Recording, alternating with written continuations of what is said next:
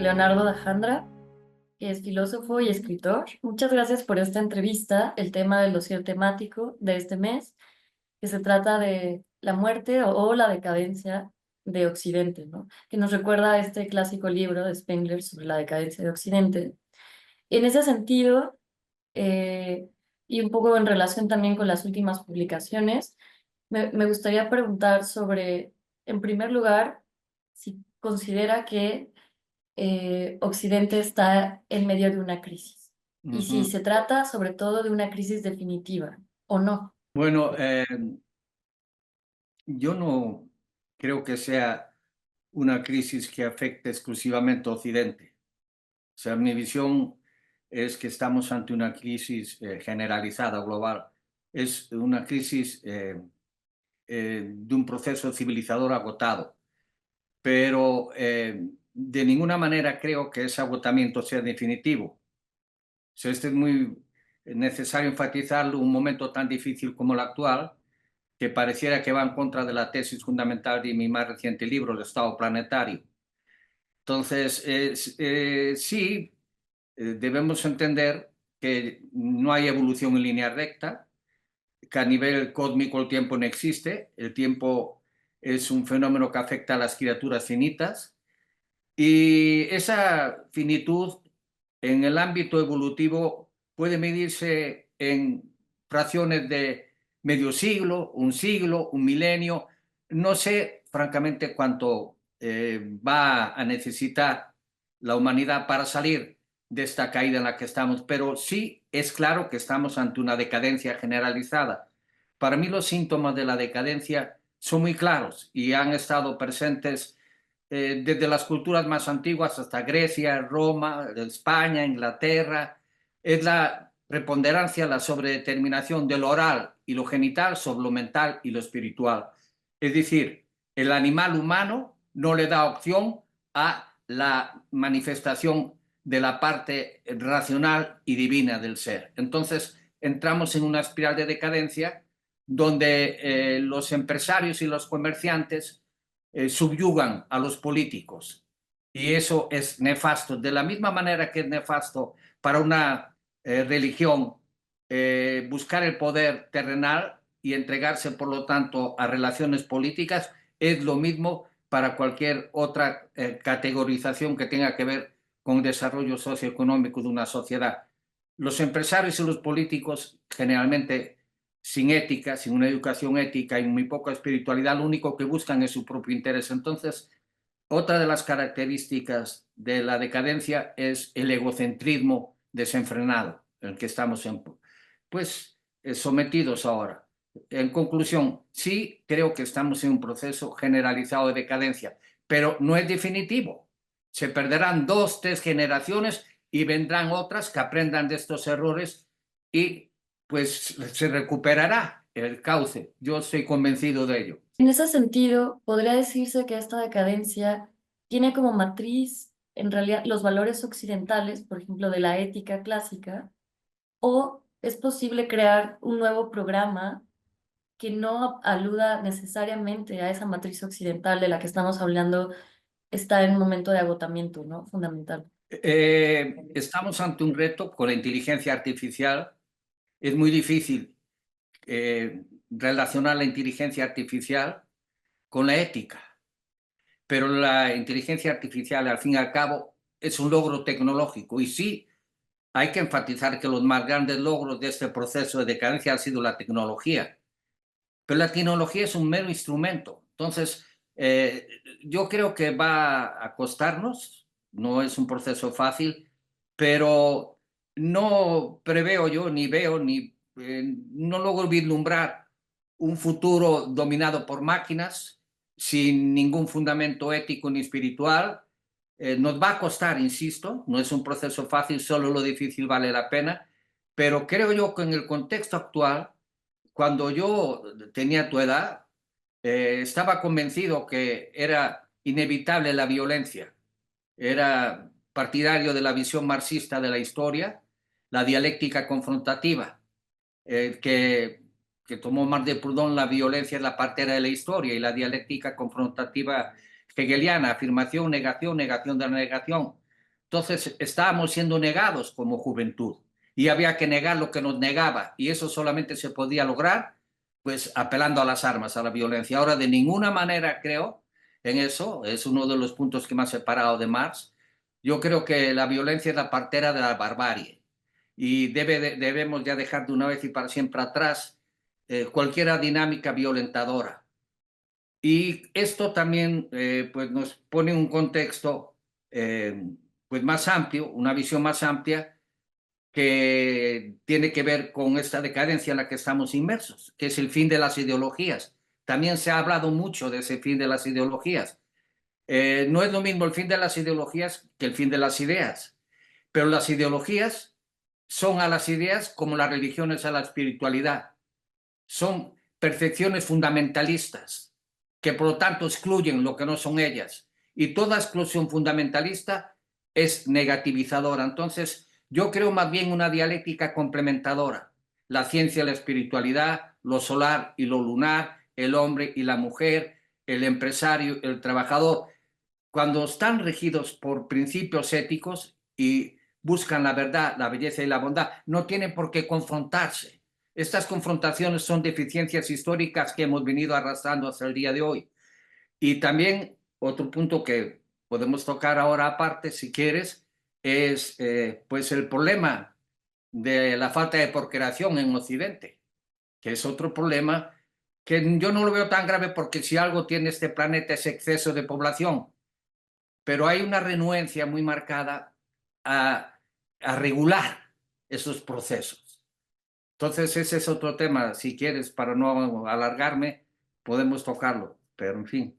En ese sentido, eh, creo que la dinámica poblacional ha cambiado y sí que muchos países están como coexistiendo en una especie de dinámica que es problemática, ¿no? Mientras la población europea fundamentalmente envejece sin poder tener como un relevo generacional, por ejemplo, de fuerza trabajadora joven, claro que crea estas dinámicas, ¿no?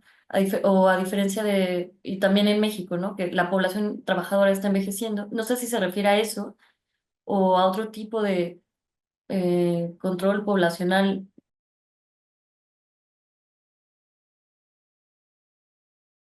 Yo tengo dos preguntas más, una en el sentido de la India, por ejemplo.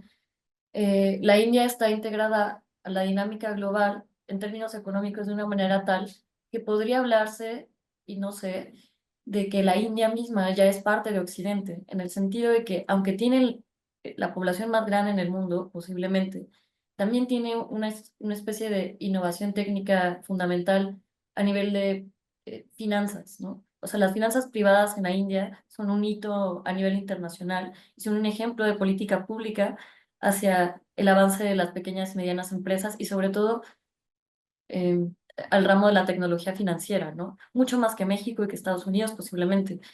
Podríamos considerar en ese sentido que la India es parte de una dinámica global, sí, agotada, pero que No, vive del a ver, un momentito.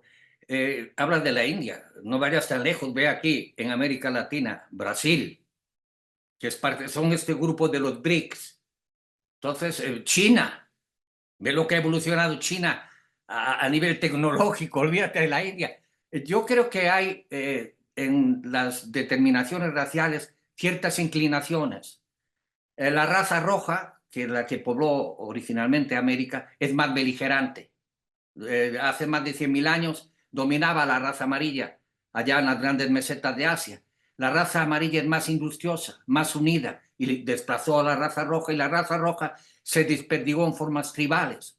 Son formas tribales como las que han ocupado toda esa parte próxima al Mediterráneo que hoy en día sigue en disputa, que son hijos del mismo padre, de Abraham, pero se disputaban los terrenos para los pastizales, para sus rebaños. Entonces, siempre ha habido determinaciones raciales más violentas que otras. La raza que predomina en la India es la verde y es una raza que tiene características muy marcadas hacia la matemática. Son grandes matemáticos, tienen una capacidad extraordinaria para la computación y no generan conflictos a donde van. Los ves en Estados Unidos, que es realmente el crisol, se incorporan en bronca, pero ya ves la raza afro-norteamericana, es igual de beligerante que la raza roja, pero la raza roja está relacionada con la agricultura. Es el punto muy importante. Son grandes trabajadores del campo, grandes trabajadores de la construcción. La raza afro-norteamericana no le gusta el trabajo duro. Son muy propensos le encanta la música, le encanta el baile, le encantan los deportes atléticos, pero tampoco, fíjate, no ha habido, yo no conozco, no sé tú, algún nadador que haya ganado un campeonato olímpico, mundial, nadadores, nadadoras de raza negra son raros. Entonces, son inclinaciones, no es que sea malo o bueno, son tendencias. Y en la India hay una característica, que tienen esa capacidad para poder convivir de manera masiva sin entrar en conflicto. Eso es impensable en América Latina, por ejemplo, y menos en Europa. Pero hoy en día, en el contexto en el que estamos, todas las culturas están interconectadas. El planeta es una totalidad compuesto de partes determinantes y partes determinadas. Están cambiando las determinaciones de las partes. Por ejemplo, Estados Unidos está en un proceso de decadencia generalizada, más que cualquier otro, yo diría, estado en el contexto pues, de la occidentalidad. Y lo está, por lo mismo que pasa en Occidente, todo, pero hay más, por la decadencia de la familia. La familia es el dinamismo civilizador por antonomasia. Y en Estados Unidos la familia colapsó. El promedio de diálogo entre los jóvenes y sus padres en Estados Unidos es 10 minutos al día y es pura banalidad. Se guardan todos los problemas. El complejo de autoculpabilidad de origen calvinista y luterano los aísla de ese tipo de comunicaciones fundamentales. Sacar tu ego, exhibirlo, eso es patología y nada más lo haces con el médico. Y aún yendo con el analista o el psiquiatra, está siempre a la defensiva. Ese es el problema del norteamericano. Tiene miedo a abrirse al otro y empieza por la familia. En las calles donde están los fentanileros en Estados Unidos es muy difícil ver hispanos porque la familia hispana no lo permite. Tu tía, tu abuela, tu madre, tu primo te rescatan de la calle. El resto del contexto te tiran a la calle por peleas. No te, pues vete al carajo, y ahí se mueren. Entonces, los jóvenes que usan el fentanilo, entendamos esta perspectiva, porque el fentanilo, la experiencia del fentanilo es paradisíaca, es un opioide, y están hasta el carajo de la vida que viven en sus hogares, en la sociedad. Tú caminas en la calle en Estados Unidos, eres un delincuente en potencia, te para la policía y si dices algo, manos atrás, al auto, dice, oye, ¿por qué me tratas así? A la comisaría. Es terrible esa puta sociedad, no es una sociedad de la libertad, es una sociedad de la esclavitud generalizada que asume nuevas formas legales. Por eso todo está enmarañado y los más grandes legalistas lo han dicho. Lo veía hasta nuestro querido Quevedo, pero Alex de Tocqueville decían, una sociedad cuantas más leyes tenga, más esclava es. Y eso es lo que es Estados Unidos, leyes para todo. Entonces tienes un aparato perverso, una burocracia perversa de legalistas que pues están a favor del que tiene más dinero para pagarlos, pero que enmarañan todos por un punto, por una coma, dejan libre a un asesino. ¿Cómo tú, querida, puedes explicarte que un presidente vaya a unas elecciones siendo un delincuente declarado?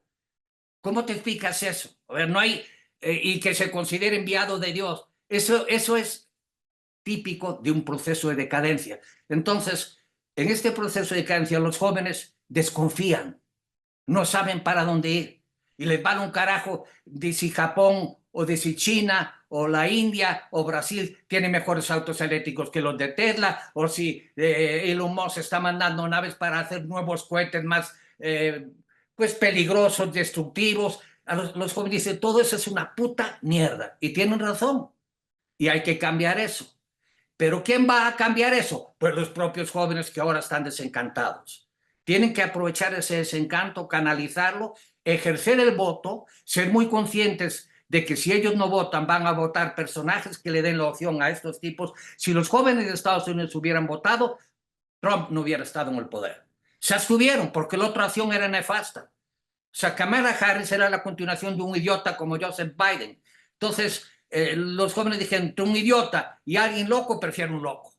Esa es la dinámica en la que estamos ahora. Entonces, esto tiene que cambiar, va a cambiar. No pongas esa cara de preocupación, va a cambiar, va a llevar unos años, pero tienes la doble opción, dejarte arrastrar por este pesimismo generalizado o decir, no, yo quiero ser vanguardia de esta nueva dinámica superadora. Un poco en ese sentido, no sé en qué estatus se encuentra, por ejemplo, la vinculación del núcleo familiar, cualquiera que éste sea, o sea, hay células extendidas típicamente latinoamericanas en México y en otros países, eh, y en realidad el Estado fallido que no logró garantizar, por ejemplo, servicios médicos o preventivos o acceso generalizado a la salud, en el caso específico de Estados Unidos y de su crisis de consumo de fentanilo, ¿no? Por ejemplo.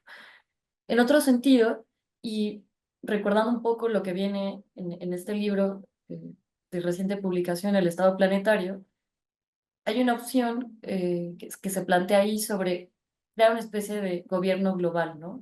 Muy en la línea del cosmopolitismo kantiano hacia la paz perpetua. No sé en qué medida también la solución está investida de el fundamento que eventualmente llevó a esa decadencia, ¿no? O sea, a lo mejor lo que nos preocupa aquí no es tanto la decadencia de Occidente, sino el agotamiento de un modelo, de una de las fases, por ejemplo, del humanismo ilustrado. O sea, Uh -huh. sería deseable recuperar la ética que tenía esta fase particular del Occidente. ¿Esa es la propuesta o la Bueno, solución? recuerda que mucho antes de Kant estaba San Agustín con la ciudad de Dios. O sea, hay muchos antecedentes, nadie parte de cero, de la nada, ¿no? Pero la carrera humana es una lucha sin término, sin fin. Nada más tienes dos opciones: creer que es producto del azar o creer, casi estar convencido como yo, de que somos un proceso en busca de perfección cósmica. Entonces, no hay que desesperarse, pero claro, entiende que hay que ser muy precisos. Por ejemplo, tú hablas del término globalización. Yo soy muy cuidadoso en separar el contexto del estado planetario de la globalización. El fenómeno de la globalización es genuinamente económico, perverso de raíz. Entonces, tú tienes que entender que una totalidad engloba a las partes y hay partes determinadas y partes determinantes, pero no de manera definitiva, van cambiando. A mí me pregunta en Oaxaca, maestro, pero entonces, ¿qué va a pasar con las autonomías? Pues ya le llaman ellos nación, como en España, la nación gallega, la nación vasca, la nación catalana, la autonomía zapoteca, la mixteca, la chinanteca. Que dije, va a pasar como pasa con cualquier totalidad. Las partes se relacionan, llegan incluso a confrontarse y sobreviven lo mejor de ellas, a través de muchas vicisitudes. Esto es lo que yo percibo que va a pasar. No de que tiene que sostenerse a como de lugar toda la diversidad, es imposible. Mucha dinámica de lo diverso actual va a desaparecer, pero cuando hablamos de lo determinante ahora, estamos hablando, y lo vio muy bien Marx, eso seguimos reconociéndoselo, la preponderancia de lo económico y lo político sobre todo lo demás. La estructura económica determina la superestructura. Pero entiende también que el concepto de globalidad está determinado por carencia de ética. Es algo muy notable, lo ves en todas las empresas. O sea, ante la menor amenaza a las utilidades, las empresas se ponen histéricas, locas, y no les preocupa el daño que generan a la naturaleza, al medio ambiente, a las nuevas generaciones, como pasa con los farmacéuticos. Ve la cantidad de sustancias que son drogas, generan adicción. En Estados Unidos se consume más de 70 millones hay de consumidores de opioides que tienen la necesidad de la receta médica. Entonces volvemos otra vez a lo mismo.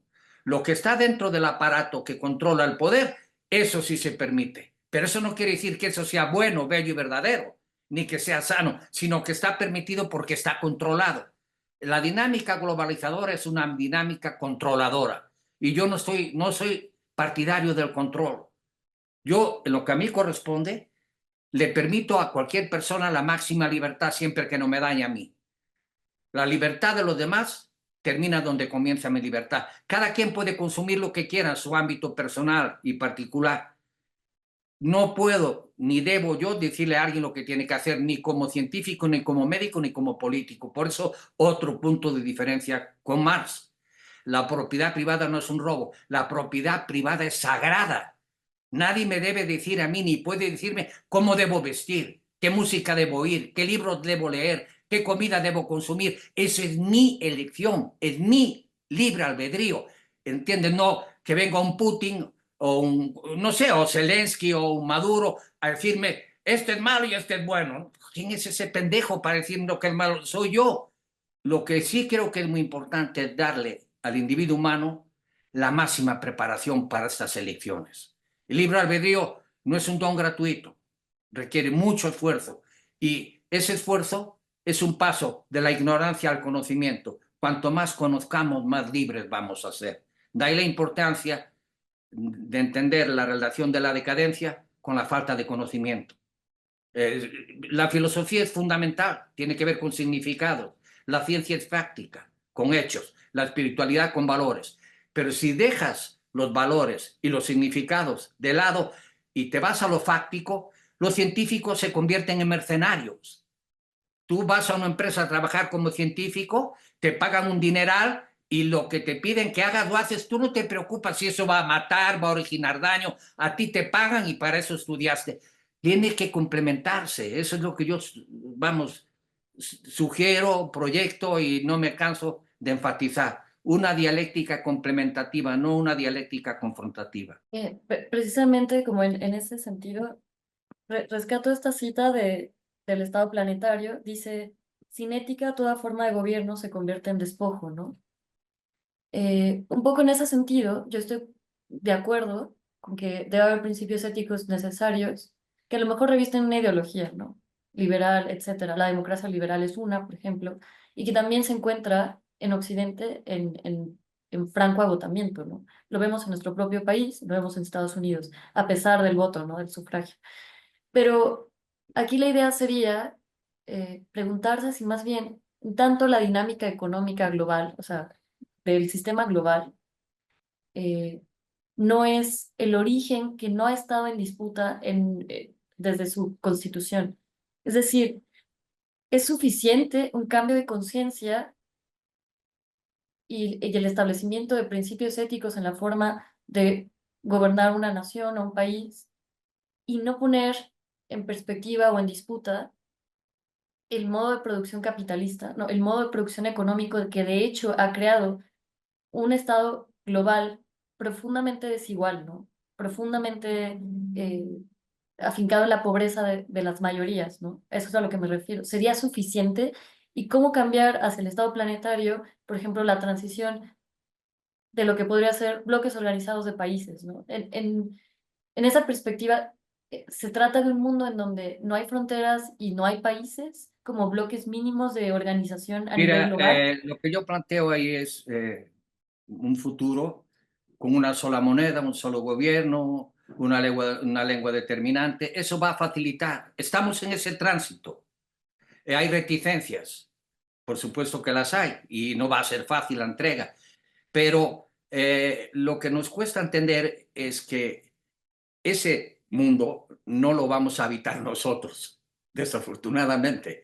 Estamos haciendo lo posible para que algún día se logre, pero no puede ser ahora. Hay demasiados odios, demasiados rencores. El punto ideal del Estado planetario coincide con el verdadero anarquismo. Y yo conocí en el año 1981 a los hijos de Ascaso, Durruti y Jover en el movimiento asambleario del puerto de Barcelona. Conviví con ellos, mi compañera pintó ahí un mural y hablábamos de estos temas. ¿Qué es lo que busca el anarquismo? Muchos jóvenes descerebrados creen que el anarquismo es destruir, oponerte a todo y romper todo. Eso no es ninguna forma de manifestación humana, eso es simple y llanamente salvajitud. La meta del verdadero anarquismo es la autodeterminación. Autodeterminación. Eso es lo que va a regir en el estado planetario. Si yo me autodetermino, No necesito una policía que venga a reprimirme.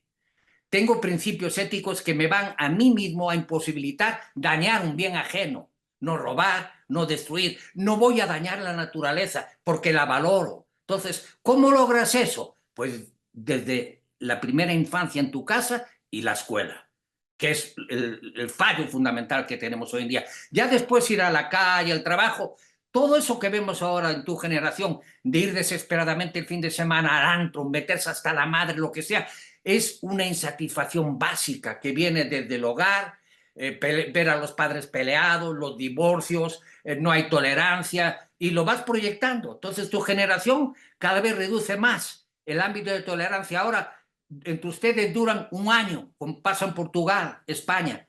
El 70 y tantos % de las parejas jóvenes duran menos de un año. Porque, pues vete al carajo, pues lárgate tú. Entonces prefieren vivir solo, pero vale carísimo un departamento y regresan con sus abuelitos porque sus padres están divorciados y viven de la pensión del abuelito. ¿Y quién genera trabajo para que el abuelito tenga la pensión? Entonces viene la lucha por las pensiones y llega un personaje demagógico como Andrés Manuel López Obrador y dice: yo les voy a dar pensiones a los viejitos porque les corresponde, y los viejitos votan por él, es obvio. Entonces una parte de jóvenes pseudoempresarios se sublevan porque ya no van a ganar lo que estaban ganando. Tenemos que romper ese círculo vicioso. No importa que le llamemos capitalismo, comunismo, socialismo, en fin, querida, es la misma mierda. Es la misma mierda el manejo de una cúpula sobre las mayorías. Lo que necesitamos es la autodeterminación, la autorregulación, que el individuo humano sepa lo que tiene que hacer para no dañar a los demás. Entonces, eso lo logro, según mi criterio, con educación. No va a ser ningún líder político, ningún Donald Trump, ni ningún Andrés Manuel. No, no va por ahí. Esa era una visión que había antes. Para cambiar la totalidad, busca un líder que venga y la cambie. Yo confío más en una mayoría de las partes, que tengan conciencia de su función en el todo. Y eso solamente se logra con educación. Entonces, poco a poco, yendo empujando. Ahora nadie lee, porque los jóvenes de tu generación no tienen tiempo. Si yo fuera un poco más joven y menos loco, me dedicaría a abrir ya una empresa para vender tiempo. Ya tengo ciertas ideas como, y le diría a los jóvenes que no tienen, aquí tienes el tiempo. Toma, lee libros, ponte a meditar, pasea, porque no hay tiempo, nadie tiene tiempo. ¿Qué carajo hacen con el tiempo? Viendo las pantallitas, viendo puras estupideces. ¿Quién se acuesta con quién? ¿Quién le puso los cuernos a quién? ¿Qué? Puras estupideces. Eso se va a terminar.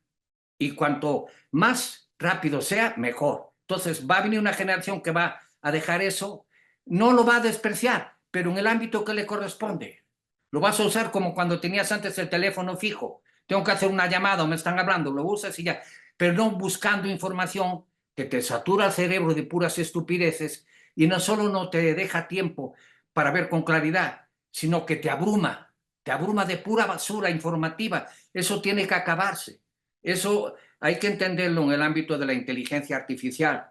La inteligencia artificial no es mala por sí misma, como toda la tecnología. Lo que necesitamos es un trasfondo verdaderamente ético y espiritual para manejar esta inteligencia artificial. Si dejamos la inteligencia artificial en manos de locos como Elon Musk, claro que va a generar daño. Es inevitable que genere daño. Precisamente creo Oye, que no tienes que ir a sacar el perro, el cachorro, tu perrijo, algo, ¿no? no, no, Ya te tenemos enviciaste gatos. ahí, ¿no? A ver.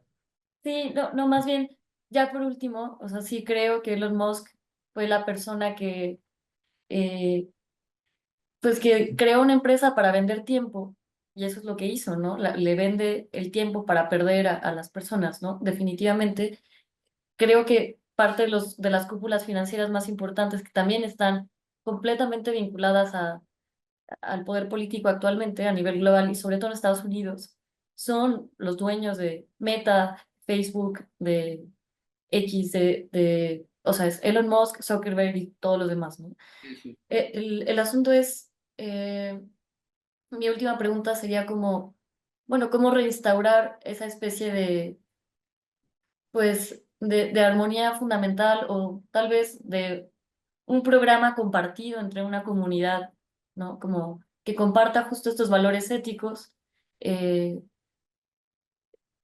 Porque si finalmente la educación está promovida o no promovida por las empresas y por el gobierno, eh, creo que sí debería haber un programa que interpele directamente a las clases políticas, ¿no? Que las secularice y que impida que Mira, recaigan una vez ya son más. procesos que entran en una dinámica con cierto matiz represivo. Por ejemplo, yo no soy partidario de que el capital privado participe en la política, porque si un empresario como Elon Musk le da dinero a un idiota como Donald Trump, en cuanto gane ya queda comprometido. Y eso lo ves desde presidentes municipales, congresistas, senadores, pero al mismo tiempo hay una presión muy fuerte para que nos gasten dinero de los contribuyentes en las campañas políticas. Todo eso tiene que ir acomodándose poco a poco. Es ensayo y error. Pero sí me parece muy importante enfatizar para el cambio. ¿Por qué yo puse ahí en el libro EUMéxica, que son Estados Unidos, México y Canadá? Va a ser, a pesar de lo que está haciendo ahora Trump, van a regresar y se van a dar cuenta de lo que significa, es un centro genuino a nivel planetario. Y México tiene la parte determinante porque México representa la dinámica cultural identitaria por antonomasia. Y dentro de México, lugares como Oaxaca. O sea, ahí es donde ves que está el vínculo familiar, pero pleno, a plenitud, en la celebración de bautizos, cumpleaños, casamientos, fiestas. En mi libro La Hispanidad, Fiesta y Rito lo analicé. En Estados Unidos, las fiestas que se celebran son comerciales, son fiestas profanas, buscan la utilidad. Y eso va en contra del origen sagrado de la fiesta. La fiesta es un ofrendamiento. Y hay claras señales desde el norte de profanación hacia las fiestas mexicanas. Pasa aquí en Oaxaca con la Guelaguetza. Yo ya le he dicho a los políticos, cuidado, se puede profanar. Era un ofrendamiento de los principales ciudadanos al rey de Teozapotlan, que estaba aquí, el rey de los zapotecas. Era como un ofrendamiento, un agradecimiento. Pero los agradecimientos, cuando tienen un cariz económico político, ya se transforman en otra cosa, es una dinámica utilitaria que desplaza los valores por los precios. Pero todavía seguimos, afortunadamente en México, viendo esto, lo que significan estas transmisiones identitarias. Cuando se pierde eso, entonces ya quedas a merced del aparato completamente comercial. ¿Qué es lo que está pasando con estas dinámicas de la teoría de la información, transformadas ya en prácticas abusivas, desmedidas? Y lo peor de todo es que ya no tienen vergüenza. Antes había vergüenza en decir que habías hecho una fortuna con rapidez. Las personas que hacían una fortuna tenían un sentido del honor que no les permitía exhibirlo. Ahora se lleva a gala. Y los jóvenes en tu generación ya gané un premio, ya me editaron aquí, soy famoso, ya soy famosa, ya hablan de mí, mira mi canción. Eso apenas hace 50 años era impensable. Y por eso hay que entender que lo que tiene un origen tiene un fin y eso va a desaparecer. Y eso va a desaparecer con todo el aparato que le da sustento. Vas a ver dentro de, tú eres joven, te va a tocar verlo, lo que se va a hablar dentro de los años necesarios, 20, 25, de estos personajillos que ahora se consideran semidioses como pura escoria de un proceso que tuvo que gestarse para quedarlo atrás de manera definitiva. Pero, por favor, si no vas al pasado para recuperar el conocimiento, no las formas de vida ya vividas, sino el conocimiento que se generó ahí, en primer lugar como una forma de agradecimiento y en segundo lugar para no repetirlo. Por eso a mí me interesa, hablaste de la paz perpetua, de una obra como la de Kant. Yo respeté a Kant a nivel metodológico, yo soy un hijo de la filosofía alemana. La verdad, cuando vi eso, tesis, antítesis, síntesis. Luego llegó la dialéctica hegeliana, afirmación, negación, negación de la negación. Y luego se extraviaron con la fenomenología, desde Husserl hasta Heidegger y Wittgenstein. El mundo es lenguaje. Por supuesto que no. El lenguaje le da significación al mundo, pero el mundo es mucho más que el lenguaje. El mundo es vida, el mundo es fáctico, el mundo es espiritual, el mundo es desbordante, el mundo es algo que estamos gestando a momento, y el lenguaje tiende a nombrar, y a nombrar tiende a determinar, y cada determinación es una fijación. Entonces, eso fue un proceso en el siglo XX que desvió la meta y llevó a muchos jóvenes a la conclusión, pues ya está todo dicho, ya está todo agotado, entonces ¿ahora qué hago yo? Pues mirar para atrás y a buscar reinterpretaciones. No, eso está por agotarse, como yo lo percibo, pero tienen que ustedes arriesgar, hay que apostar en sus propias relaciones existenciales, la tolerancia, ponerte en el lugar del otro cuando tengas una discusión con tu pareja, pensar si lo que él está diciendo es expresión del odio, de un rencor momentáneo, viene de atrás y estuvo de contenido y no se manifestó, no, no dejarse llevar por las emociones. Entonces empiezas a reflexionar y vas ejercitando la reflexión y luego lo aplicas a tu vida cotidiana y sales a la calle y reflexionas sobre todo lo que ves y vas al trabajo y reflexionas, no como ahora, llegas al trabajo y ves, ya está esta hija de puta otra vez más guapa que pues ves que cabrón ya está, ya subió de puesto, todo el tiempo son pleitos y envidias, tiene que romperse ese, es una especie de vínculo maldito y va desde el individuo a la totalidad, no solo social, sino civilizadora. En eso estamos inmersos ahora, un proceso de civilización negativo, nefasto. Pero si le quiere llamar al final, sí, es el final de algo, pero no ningún final definitivo. Ni siquiera cuando habían estado los científicos ahora usando el conocimiento para que decirnos el sol se va a agotar en varios miles de millones de años. Vete a chingar a tu madre, por el amor de Dios. ¿Qué me importa a mí? Miles de millones. ¿A poco iba a ser eterno? O el planeta. No, a mí lo que me interesa es el conocimiento que ustedes tienen. Aplíquenlo ahora, cabrones. Necesitamos geomembranas que protejan a la Tierra, que generen climas artificiales, que yo cuando quiera y necesite lluvia la produzca, que evite todos esos calentamientos. Si estamos mandando naves y naves y naves, ¿con qué fin es? Pues es con el fin de hacer armas destructivas, porque están en eso. Entonces, tiene que cambiar, querida. Y cuando digo tiene que cambiar, ustedes lo tienen que cambiar. Y ya quedas despedida. Fue un gusto hablar contigo. Ya me cansé. Dije las necedades suficientes. Espero que algo tenga provecho para los jóvenes. Un abrazote. Muchas gracias.